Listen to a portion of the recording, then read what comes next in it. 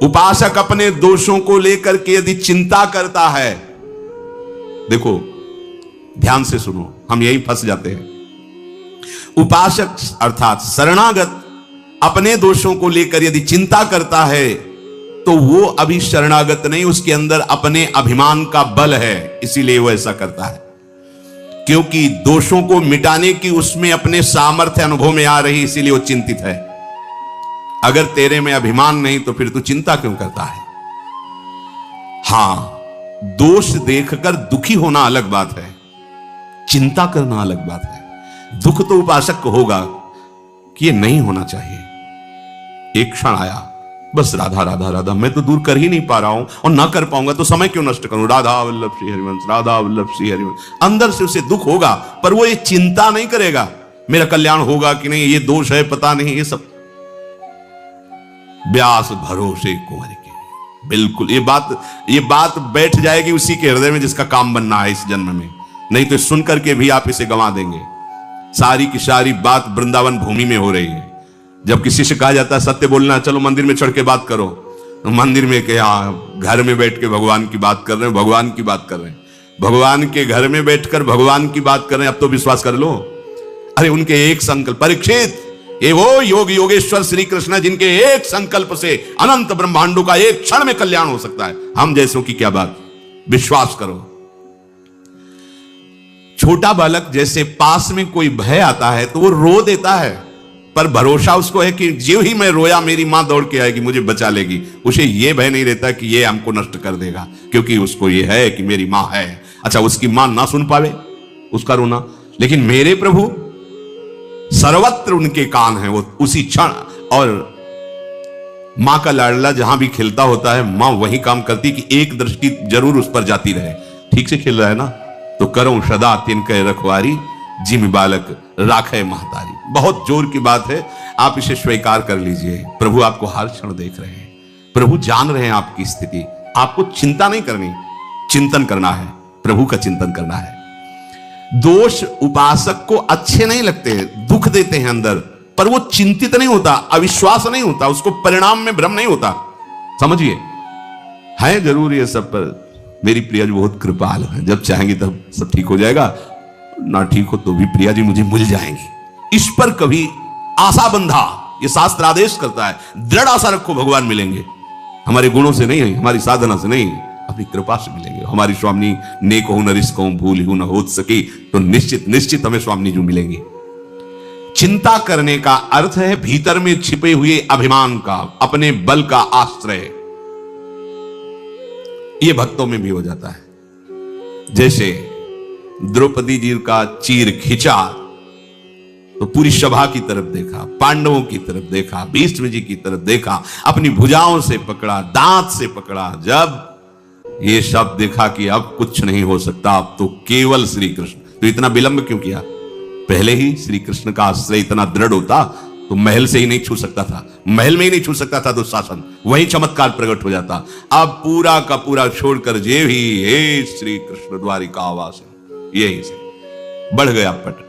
कहीं कुछ उनको आना जाना थोड़ी, इतना बोलना था कि खिंचा हुआ वस्त्र बस यहीं से खिंचता रहा, यहां से हट नहीं पाया। उपासक अपने अंदर जब तक बल रखता है अपने बचाव का, बहुत ध्यान देने योग्य बात है, अपना अहंकार बचा के रखता है, तब तक भगवान नहीं आते। नहीं आए द्रौपदी जी के, नहीं आए। और परम प्रिय सखी हैं, बहुत प्यार करते हैं प्रभु द्रौपदी जी को। कृष्णा के जो संधि को जा रहे थे तो उन्होंने ऐसे बाल करके दिखा, प्रभु इन्हीं केशों को पकड़कर सभा में खींच कर लाया गया था। आप जानते हो इन केशों को हम कब बांधेंगे, आपको पता है। भगवान संधि कराना चाहे, संधि ना हो। दूसरी बात, यह हमें पक्का विश्वास है कि हमारे गुण दोष से भगवत प्राप्ति नहीं होगी। भगवान कृपालु हैं, प्रियालाल कृपालु हैं, उनकी कृपा से हो जाएगी। हम उनके, ये किसी से हमें प्रमाण लेने की जरूरत नहीं, इस विषय में किसी से प्रश्न करने की जरूरत नहीं, निसंशय खड़ा हो जाएगा। सबकी मति भिन्न भिन्न है, एक भी शब्द शास्त्र से बिलग नहीं विश्वास करना। अच्छा, केवल शास्त्र ही नहीं है, हाँ, छाती भी साथ में लगी हुई है, क्योंकि यही हमारा बल है, यही हमारा जीवन है, इसी से हम जीवित हैं। चाहे परमार्थ में जीवन समझ लो, चाहे स्वार्थ में जीवन समझ लो, यही हमारा जीवन है, इसी से जीवित है। तो अब संशय की जरूरत नहीं, क्योंकि जहां प्रश्न करोगे तो वो अपनी स्थिति और मति के अनुसार ही उत्तर देगा। ऐसे कैसे हो सकता है? पाप करो तुम, भगवान के आश्रित होते, दोष तुम्हारे अंदर, भोगना पड़ेगा तुम्हें। अब मरो जाके, जाओ। अहम त्वाम सर्व पापेभ्यो मोक्षयिष्यामि मा शुचा। तू केवल सर्वधर्मान परित्यज्य माम एकम शरणम ब्रज। किसी की सुनना नहीं। ये भगवान बोल रहे हैं जिनसे हमारा काम बनना है, हमें किसी के सलाह की इसमें जरूरत नहीं। सीधे सर्वेश्वर भगवान बोल रहे हैं, अहम त्वाम सर्व पापेभ्यो। जो मेरी शरण में आ गया, तेसा महम समुद्धरता, उसकी साधना नहीं, तेसा महम, मैं समुद्धरता मृत्यु संसार सागरा। विश्वास कर लो, ना करो तो भटकते रहो। हित ध्रुव जो विश्वास है, तब वही सुधरे बात, ना तर माया पंथ में फिरे जो टक्कर खात। दूसरी बात देखनी है, श्री भगवान कह रहे तेरे भाव अशुद्ध, तेरी वृत्तियां अशुद्ध, तेरे आचरण अशुद्ध। ये बताओ क्या और क्या चाहिए, क्या चाहिए? विश्वास नहीं ना, सत्संग में तो ऐसा सुना पर पता नहीं, तो चलो मरो जाके, बात पकड़ लो, बैठ जाओ। यहां केवल आश्रय से माला माल हो जाओ। कई बार आपको सुनाया है, बहुत विद्वान है बाली, साधारण नहीं। लोग संध्या अपने घरों में करते होंगे, ये चारों दिशाओं के समुद्र में संध्या करता था। नित्य चारों दिशाओं के समुद्र में संध्या। रावण ने जाके ललकारा, दिग्विजय कर रहा था, भाई इस समय संध्या कर रहे हैं, हमें डिस्टर्ब मत कीजिए। और वो मार ऐसे कखरी में दाब लिया और 6 महीने तक साधना संध्या आदि करता रहा। इसके बाद देखा कि होश में है कि नहीं, थोड़ा बोले जा अपनी लंका चल। तभी जब अंगद के सामने मैं तब कहते वही रावण तो हो ना, जिसको बाली ने 6 महीने काख में दाब के रखा था। धर्मात्मा है, ऐसा नहीं कि उसको ज्ञान नहीं, शास्त्र का ज्ञान है, पर कुछ वासनाएं होती जिन पर विजय बिना भगवान की शरणागति की नहीं होती। सुग्रीव एक भी आचरण वाली जैसा, जो पवित्र आचरणों में वाली नहीं, महाबलशाली। शास्त्रीय बात कर रहे हैं, समुद्रों में जाके संध्या। ऐसा जब भगवान ने मारा तो उसने कहा, प्रभु मैंने ऐसा कौन सा आपका पाप किया है? आपने मुझे व्याध की भांति वेध दिया, मार दिया, और सुग्रीव तुमको प्यारा लगा? ये कभी संध्या बंदन भजन साधन शास्त्र ज्ञान, हमारा छोटा भाई है, हम जानते हैं इसको। ये क्या मतलब, ये क्या बात है? आप उसका पक्ष क्यों लिया? मैं आपका कौन सा ऐसा बिगाड़ दिया? कभी अयोध्या जाके उपद्रव किया हो, कभी कुछ बात की हो तो प्रभु बताओ। हम आपसे कभी एक भी ऐसी अपमानजनित बात की? आप मेरे को दुश्मन क्यों मान लिया, क्यों मार दिया?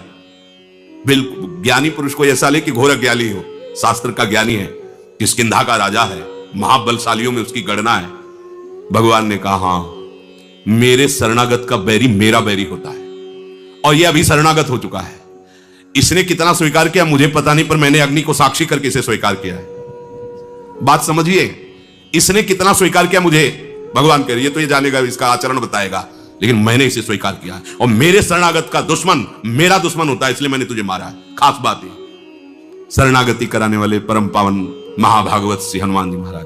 तो शरणागति होती ही है किसी संत से, किसी संत महंत सदगुरुदेव की कृपा से जीव भगवान की शरण में होता है। तो तुम्हें अपने पर विश्वास हो या ना हो, तुम्हें संत सदगुरुदेव के द्वारा कराई हुई शरणागति जिसके प्रति है, उसके प्रति दृढ़ विश्वास हो गया, सब बात बन जाए। कर तुम अकर तुम अन्यथा कर तुम सर्व समर्था सा ईश्वरा। हम ऐसे की तो थोड़ी शरणागत है, सर्व सामर्थ्यशाली। बस अपने धर्म से नहीं हिलना, आपको चिंता नहीं करनी। एक शंकर नाम के भगत थे, बड़ी श्रद्धा विश्वास पूर्वक शालिग्राम भगवान की आराधना करते थे। गंडकी नदी के किनारे एक गांव था, वहां उनका जन्म हुआ था। ब्राह्मण कुल में जन्म हुआ, बड़े धर्म से चलते थे, पर ब्राह्मणों का क्या तप ही धन होता है।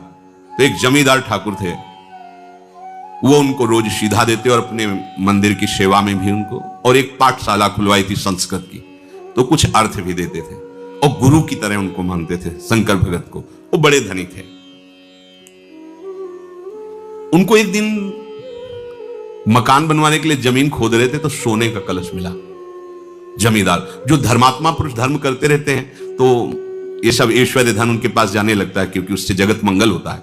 तो उन्होंने पंडित जी से पूछा, ये स्वर्ण मिला हुआ है, उस समय करोड़ों की लागत का। तो उन्होंने कहा कि आप भगवान सूर्य का मंदिर बनवाएं। कुछ हिस्से से अपने परिवार की और उन्नति के लिए रख लीजिए, पर उसका 1/3 हिस्सा मंदिर में लगवाए। बात कुछ दिनों बाद जो जमींदार थे वो पधार गए, तो उनका जो बड़ा लड़का था वो बहुत ही दुष्ट स्वभाव का था। केवल उनके भय से वो चुपचाप रहता था, दुष्टता उस समय भी करता था। अब तो पिता गए, तो उसे पता था स्वर्ण राशि का भी कि मंदिर बनाने के लिए ऐसा ऐसा, तो उसने पूरी नकली दस्तावेज तैयार किए, तो उसमें अपने पिता के दस्तखत कर दिए और उसमें लिख दिया कि मैं अपने बड़े बेटे को पूरे स्वर्ण का अधिकार देता हूं, वो जो चाहे सो कर सकता है, और दस्तखत अपने पिता के। जब बंटवारे का समय आया तो भाइयों ने बात रखी कि पिता ने कहा था उस स्वर्ण राशि को सूर्य मंदिर बनवाना है और इसके साक्षी हैं शंकर भगत। नहीं, अंतिम समय एकांत में पिता ने केवल मेरा ही अधिकार रखा है, आप कागज देख लीजिए, और ऐसे दस्तखत संभाल के किए थे कि बिल्कुल वैसे ही पिता के जैसे।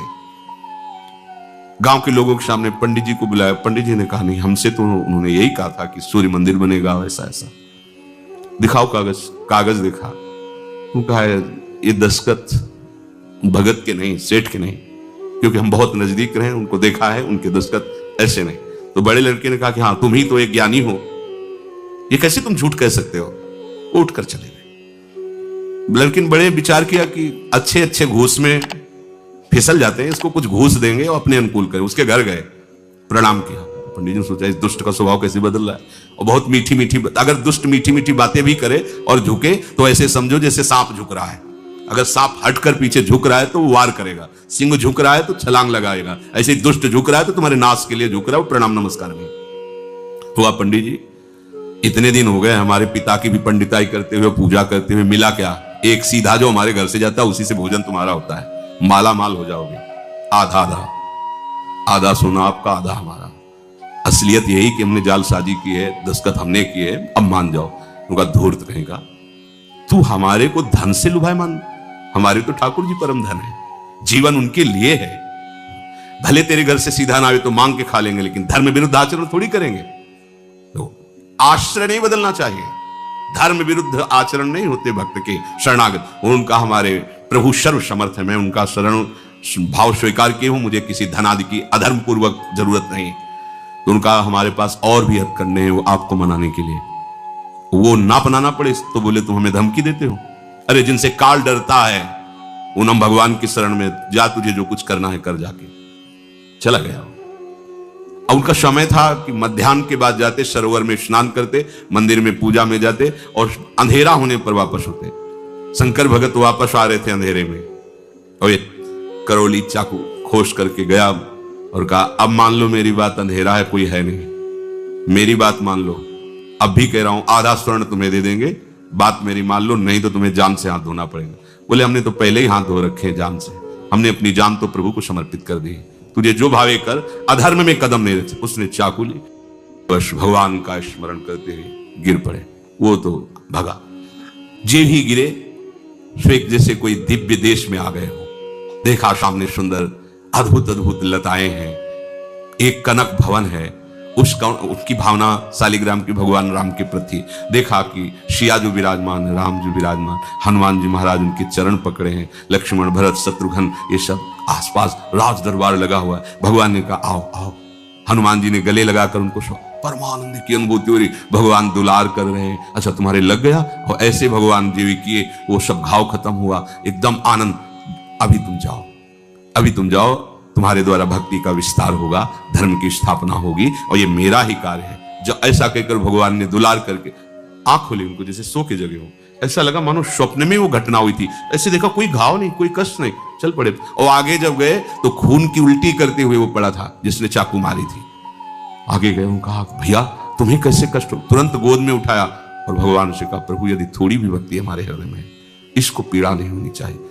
फिर उसको चेतना आई, उसका खून उगलना बंद। बोले भैया क्या हो गया? तो बोले क्षमा करो, जे भी आपको मार के हटा तो पता नहीं कौन था, हमें परिचय नहीं, पर वो इतना बलवान था कि उसके एक थप्पड़ पर हम उस समय से खून ही डाल रहे हैं और हमें होश ही नहीं। अगर आप हमें गोद में न बैठालते, दुलार न करते तो मुझे होश ही नहीं होता।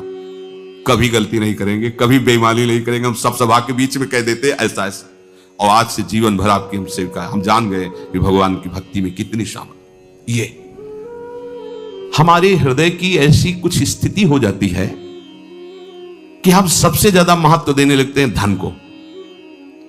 धन है तो भोग सामग्री है, भोग सामग्री सुविधा है तो शरीर है, और शरीर है तो हम हैं, फिर तो बस आनंद है, क्योंकि जो चाहेंगे वो भोगेंगे।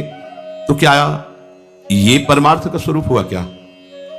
शरीर की प्रियता, भोगों की प्रियता धन से पूरी हो रही तो धन की प्रियता। क्या धन और शरीर यही हमारा लक्ष्य है? नहीं नहीं, ये तो साधन है, लक्ष्य तो हमारा प्रभु है। तो क्या धन के बिना भगवत प्राप्ति नहीं हो सकती? सही पूछो तो धन के बिना ही भगवत प्राप्ति होती है। धन से किसी को भगवत प्राप्ति आज तक नहीं हुई। धन से किसी को भगवत प्राप्ति, धन से संबंध हटाया, त्याग किया तो उनको भगवत प्राप्ति। जिस धन को अपना माने थे उस धन का त्याग किया, वो चाहे किसी सेवा निमित्त से या कैसे भी, उससे अपनापन हटाया। जहां धन का त्याग हुआ वहीं भगवत प्राप्ति की योग्यता आती जाती। जहां धन को अपना माना वो भगवत प्राप्ति की योग्यता खो देगा। ये अंदर की बात है। प्रभु को तुम अपना मानते हो या धन को अपना मानते हो, परिवार को अपना मानते हो, भोगों को अपना मानते हो, ये देखना होगा। नहीं तो जबान से कहोगे मैं प्रभु की शरण में हूं, अभी हम ठीक नहीं हो रहे हैं, वहां हमारे अंदर विकार है, हमारे अंदर अशांति, बड़ी परेशानी तुमने जमा कर रखी है, वो भी वो हटा देंगे। आओ शरणागत हो, वो हटा देंगे। रोना चिल्लाना मत, चुप रहो, वो हटा देंगे। उनको जो अच्छा लगेगा वही रखेंगे, नहीं हटा देंगे। तुम्हारे सोचने की जरूरत नहीं पड़ेगी, तुम तो केवल ऐसे हो जाओ। पर हम ऐसे होते कहां हैं? वो एक जगह स्वाध्याय करते हुए उसमें पढ़ा था कि अगर आपका